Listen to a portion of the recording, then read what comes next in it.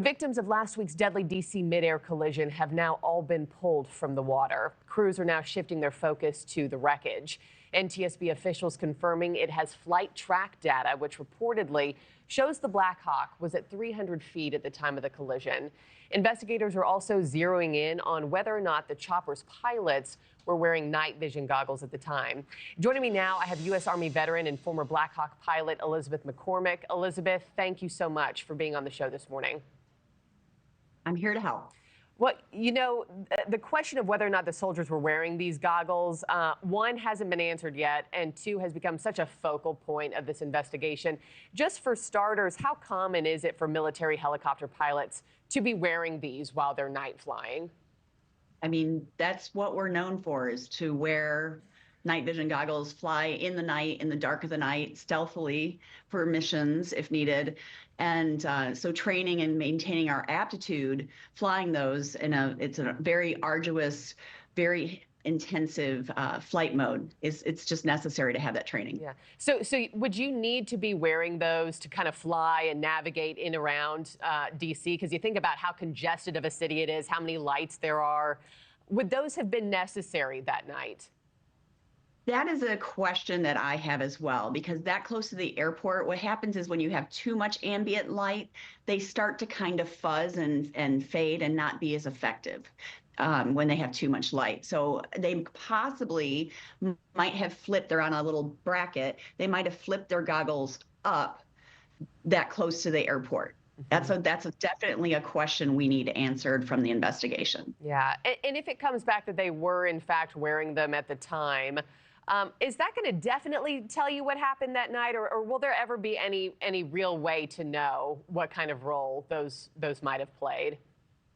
Well, the combined data recorder should have a voice recording of the cockpit. So we actually will get answers, and it was really remarkable that it did, because not all Blackhawks have that capability. So we're going to find out from the voice recording when that gets released or the findings sent to, briefed to us.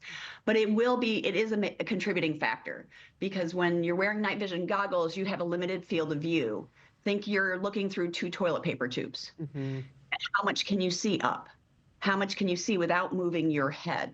So it definitely is a factor that they were looking through, that could have limited their field of view, especially up through the rotor system.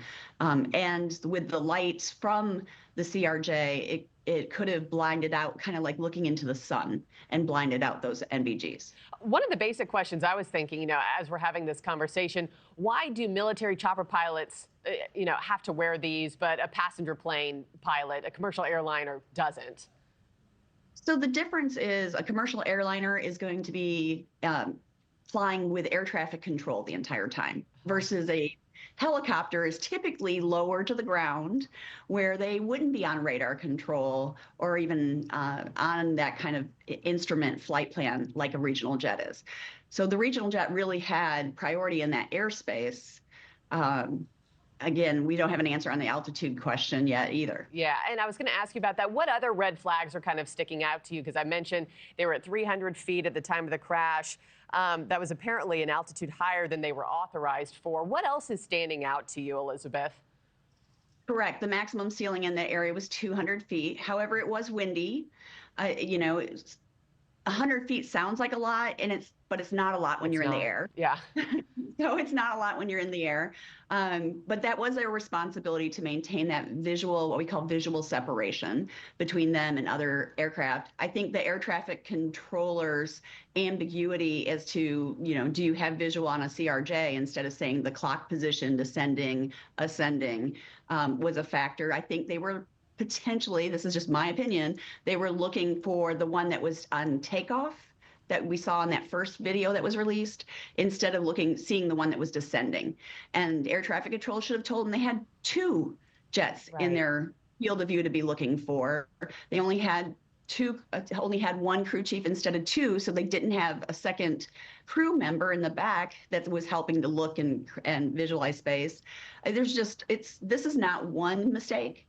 It is not one thing.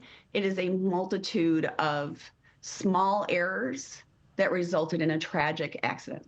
Thanks for watching, everybody. Go to joinnn.com to find NewsNation on your television provider. Also, don't forget to click that red subscribe button below to get more of NewsNation's fact-driven, unbiased coverage.